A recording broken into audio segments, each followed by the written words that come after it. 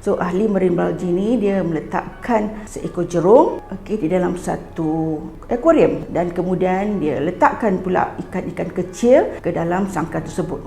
Dan mereka melihat ikan jerung ni dengan rakusnya mengejar dan makan ikan-ikan kecil yang ada di sekelilingnya, dan kemudian meletakkan satu gentian kaca di tengah-tengah. Jadi ikan jerung ni disebabkan gentian kaca tu adalah kaca, jadi dia tak perasan. Jadi dia cuba juga untuk menyerang dan untuk makan ikan kecil, tetapi setiap kali dia cuba, maka dia akan terhantuk kepada gentian kaca yang telah diletakkan yang ada. Jadi dia bercuba berkali-kali, tetapi tidak mampu untuk melepasi, untuk memecahkan gentian kaca tersebut, dan akhirnya setelah beberapa hari ikan jerung tersebut mula putus asa, give up dan tidak lagi ingin menyerang ikan kecil yang ada di sangkar bersebelahan. Jadi selepas ini apa yang berlaku, ahli marine psychology ni mereka mengangkat gentian kaca tersebut keluar daripada sangkar yang tadi. Jadi dah tak adalah menghalang di antara ikan jerung tersebut dengan ikan-ikan kecil,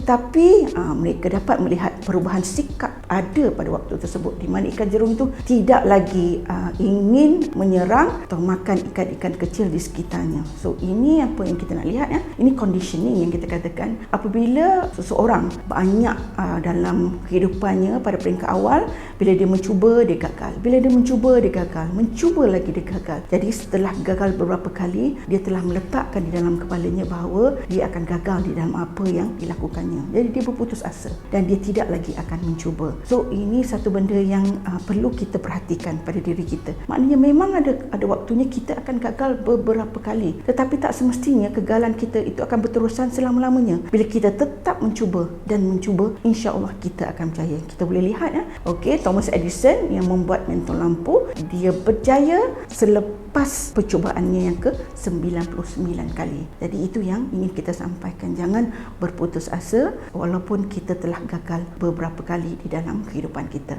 Memang akan berlaku orang di mana dia berusaha banyak kali dan mendapati bahawa tetap gagal setiap kali dia berusaha. Ini yang kita kata dua perkara yang penting dalam hidup kita, yang ada dua nilai yang kita perlu tekankan pada diri kita, iaitu resilience, mempunyai tekad dan juga keazaman. So kita kena ada perkara tersebut supaya kita jadi orang yang lebih tabah, kita reda, dan kemudian kita punya keazaman yang tinggi. Maknanya kalau kita nak sesuatu benda tersebut, walaupun kita telah lakukan beberapa percubaan dan tidak berjaya, kita cuba juga sehingga kita berjaya. Dan kita kena lihat dalam Islam sendiri, sebenarnya Allah memberikan kita imbuhan ataupun pahala bukan kepada outcome yang kita dapat. Maknanya Allah tak bagi kita pahala bila kita berjaya melakukan sesuatu, tetapi pahala banyak diberi dengan effort yang kita lakukan, usaha yang kita lakukan. So jadi bila kita banyak berusaha, kita banyak mencuba, kat situ Allah akan bagi kita pahala ataupun imbuhan kepada diri kita. Itu konsep kat situ yang perlu kita